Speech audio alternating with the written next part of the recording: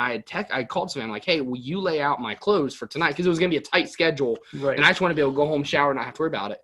And she's like, well, I'm going to lay this out and this out. And I'm like, no, not that. And she goes, what do you want me to lay out? I said, I don't care. And she goes, well, obviously you care because you said not that. And she literally says, babe, I'm not your mom. Take care of it yourself. And I...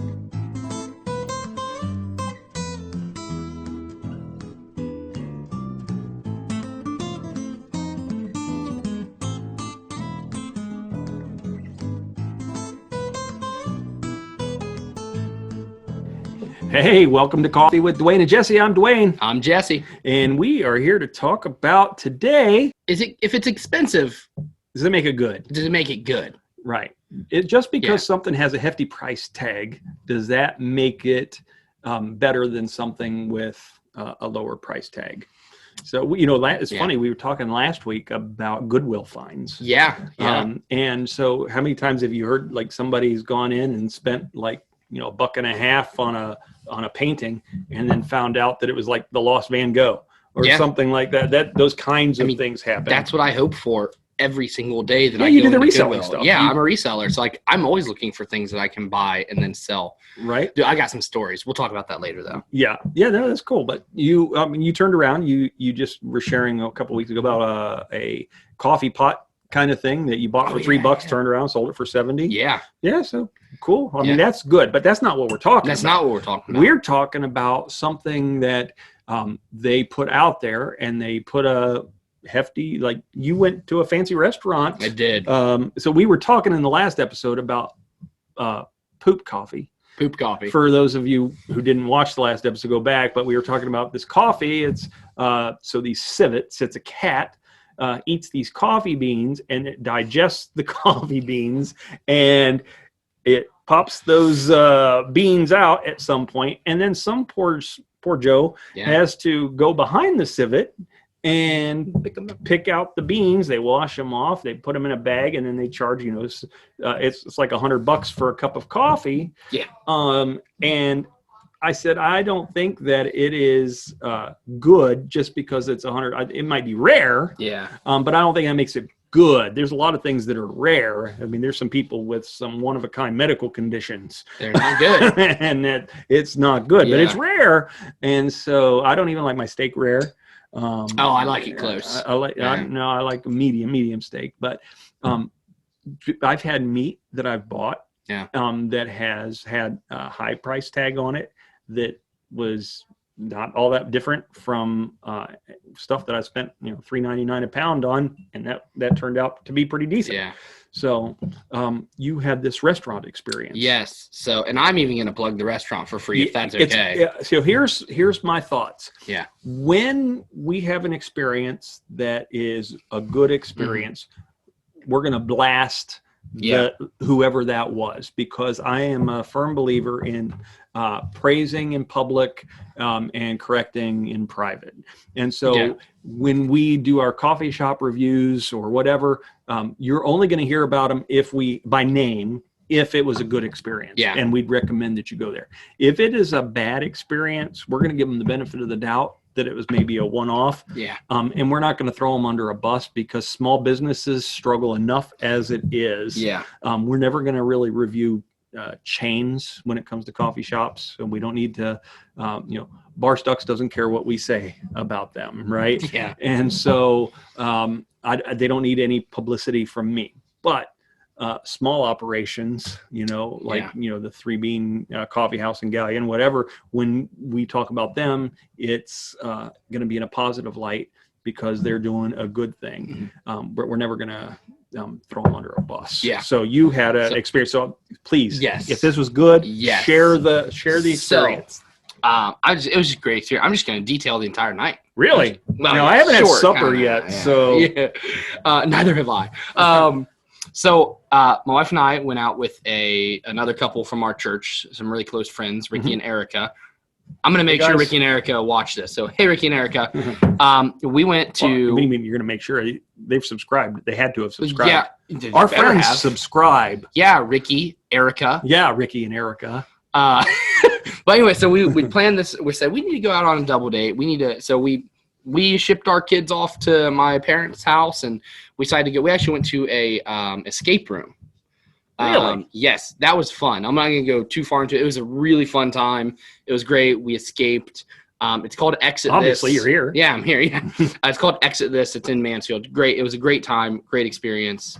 People there were really nice. But after the escape room, we went to a restaurant called Hudson and Essex. Okay. Heard about them. Yes, they're very they're a higher end restaurant, and they market themselves as such. They're fine dining. Savannah and I wash their windows, and so we've been there every couple of weeks for the past 2 years. And I've never eaten there, and we said, you know what, we're gonna go. We're gonna give this a shot. So, so first they have, we're not fancy people. They do, you get different courses, right? You get the appetizer. You don't even get the food menu until you have the appetizer menu. Wow. Yeah, fancy. Right? But they had like a bread plate with butter. The bread was all homemade. The butter was homemade. Give me some bread. Yeah, which I'm keto, so that night I did veer a little off of my new diet. I jumped right back on the next day, but it was. You don't have to justify yourself. Oh yes, I do. It was to me. It's to me. Okay. But it was the bread was incredible. The butter was like this sweet honey butter. It had like a big homemade baked cracker underneath it that had like this honey and vinegar spread with like sesame seeds. Like there's a lot of time and effort put into this bread. Incredible. Substantial amount of it. Substantial amount of it. Yes. Okay. The meat and cheese plate was incredible too. Meat and cheese plate. Yes, okay. Meat and cheese, whatever. It had all kinds of cheeses and meats, and I think which I would expect in a meat and cheese plate. I would expect that too, and that's what it was, and it was really good. Well, then we got to order our meals, and so I had the surf and turf, the turf and surf, whatever. It was lamb and shrimp, incredible. Okay. I mean, the shrimp were these big shrimp. The lamb was like lollipops. What do they call that when there's if it's two words that mean opposite, like jumbo shrimp? Oh, an oxymoron. Is it an oxymoron? Yeah. So I had oxymoron shrimp. Incredible. And we all kind of like shared. Savannah got like strip steak, and my friend Ricky got that Kobe beef. No, not Kobe. It's the Wagyu. Oh, okay. Have you heard of Wagyu? I have heard of Wagyu. We'll talk about Wagyu a little bit later, maybe. I'd like to order some Wagyu. On this episode of Coffee with Dwayne and Jesse, food review. Yeah. But anyway. That's part of life. We do life, family, and coffee. Yes. This is part of life. Food is really life, right? Yeah, I'm going on about this because it was great. He had an experience. My friend Ricky had scallops, and he let me try a bite of the scallops. And I just immediately, I had a bite. It melted like butter in my mouth. I said, "Hey, waitress, can I get an order of scallops?" And she said, "Yeah, 2 or 5. And I was like, 5? Of course. Both. 7. Can I get 12? And so at this point, I wasn't even looking at prices. I was just like, this is the best food I ever had. So the bills come. Yep. And I was kind of mentally preparing. Savannah we'd ordered a bottle of wine, and so I'm like, okay, I'm like 100, probably 120. And I look, it's $160. And I'm like, whatever. Like, there's that little bit of like buyer's remorse. We're like, oh, I could have ate bologna for 4 cents. That's a lot of bologna. That's a lot of bologna. That's a whole. Well, I would say a cow, but it's like several different animals. Anyway, yes. And so of course, like $160 check, and the waitress was great. Like we even talked to the owners of the place. The owners are there all the time, and we even talked. So it was like a great experience. So like we ended up tipping, like I think I just rounded up to $200. That was like our bill. And then I think my friend Ricky and Erica, and he had to go. You know what he had to do? He had to up me on the tip. Right. Because theirs was like $160 too. And I kind of peeked over, and he had left a $60 tip. Why you throw that out there? That is like, that's their private business. You just told the whole world what they were doing. He'll be okay with it. If not, Ricky, I'm sorry. I just had to let the world know, like, I got one upped. Yeah, but now everywhere he goes. Now we won't say his last name. It's just Ricky. Yeah. I know lots of Rickies. But maybe we'll just edit this part out. Who knows? But I'm like, so this waitress got $100 in tips from our table. And the next day, if you spend a bunch of money at somewhere, like the next day you have that like, never doing that again. I woke up the next day and you know what I thought? We should go back next week. That was nice. Yeah. That was great. Okay. So my experience was, it was expensive, but totally worth it. It was incredible. For those of you who don't, we have a dog in the studio. I looked at the monitor again. That's my ADD, but there's a dog down here who's just wanting some attention, and you can't control that. So that's what's happening here. So the idea of, was it good because it was expensive, or was it expensive because it was good? I think in this case it was expensive because it was good. Right. So there are other things that people put hefty price tags on things. And I don't know, have you had an example of something that you got, you spent money on it and you wish like, oh, that wasn't, I bought a computer once and I don't remember the price tag on it, but it was a computer and it was a laptop. It was supposedly a higher end laptop. Yeah. And that thing was just a pain. And it was, all of the hassle that I had to deal with, getting a hold of their helplines and all those kinds of things, trying to even just to get it delivered and then to get it working because it wasn't working right. But it was a high ticket item and it wasn't working. I've spent money on vehicles that have been in the shop over and over again. And so sometimes people think that just because something is expensive, it's got to be good. But I've also found some of the simplest pleasures have been things that, and some of the best things have been stuff that didn't really cost anything. So like if you decided to treat Deborah and I to a nice meal at Hudson and Essex and you invited us and you were picking up the tab, that would be an awesome meal that was inexpensive. It wouldn't even cost me anything. So here's a funny story. When I was trying to woo Deborah, I was like 40 years old and I had not done this singles thing like ever. And so it was really crazy. And so I wanted to impress her. And so I went out to this, I had a friend took me to a mall in Columbus, to Easton or Polaris fashion place, whatever. And, so my income was like significantly damaged and at that point. And so went into this clothing store and I'm not naming the name of this clothing store, but this 40-plus-year-old guy comes in and all these pretty young girls coming over and wanting to help you out because they apparently think that you've got cash, but they're being like very, very complimentary. I'll just say that, complimentary.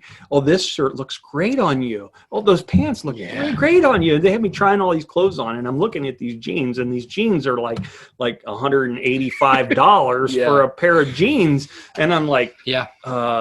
So I think I bought a shirt. And they swore up and down how good I looked in this shirt.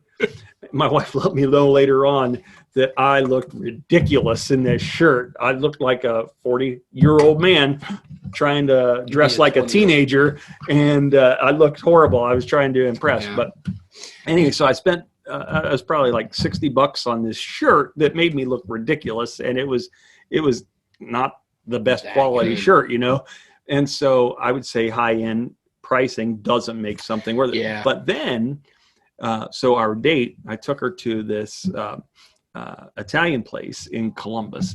I would say the name of it. I can't remember it off the top of my head. It was a really nice experience.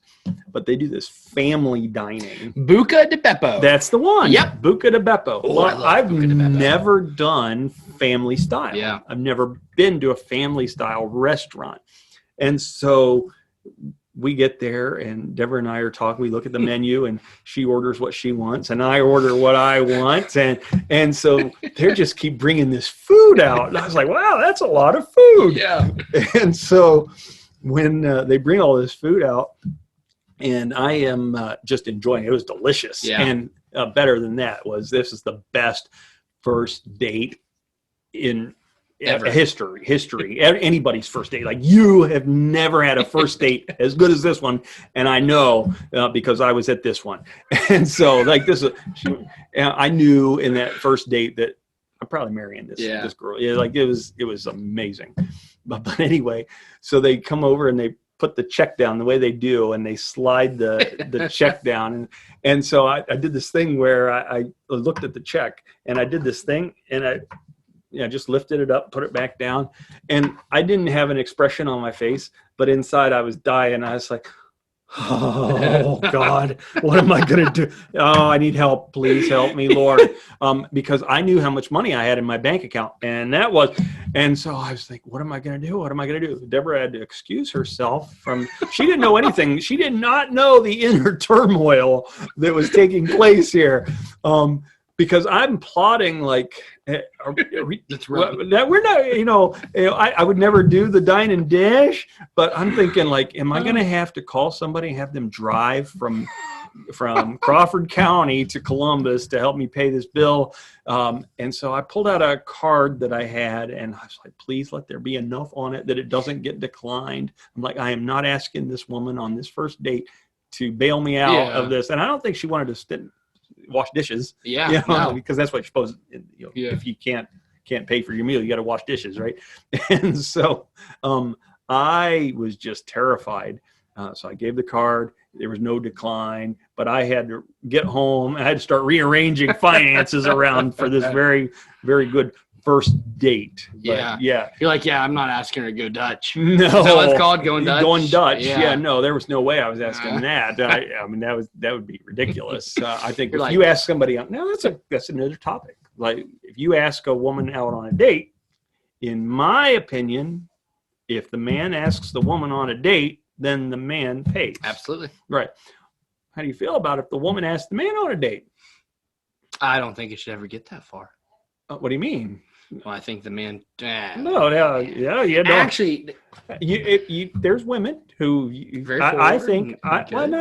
Why is it that when a man does it, it's that's the normal thing, but a woman asks the guy out, expresses interest, that's forward and that's weird. And it's not weird.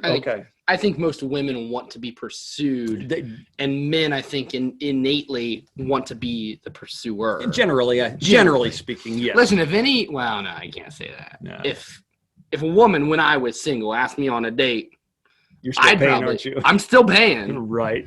Yeah. I'm honestly, I would probably be like, well, actually, it's interesting you asked me. I was just getting ready, but this instant to ask you on a date, just because I would want to be the one that initiated that. My wife and I have been together for 12 years, so I don't even know what I would do. I mean, I can come up with ideas, but I don't know, maybe I'd freeze and be like, well, there's a whole thing, this idea of chivalry and things like that, which is different. Like, the opening the door for a lady in the car door. And I'll tell you, probably over half of the time I will open the car door for my wife. I always open the door for when we're going places, but the car door is the big one where over half of the time I'll open the door. The other half of the time she says, just get in the car, and we want to go. And she's like, that's nice, but she's not always wanting that. And so is it chivalrous to force yourself hey, I'm trying to be the gentleman here and you will, I don't think that's chivalrous. But maybe I'm wrong. I'd love to know what you think about this when it comes to, does the man pay? Man 100% opening the door, even if it's against the wishes of the woman? When is it okay for the woman to pay?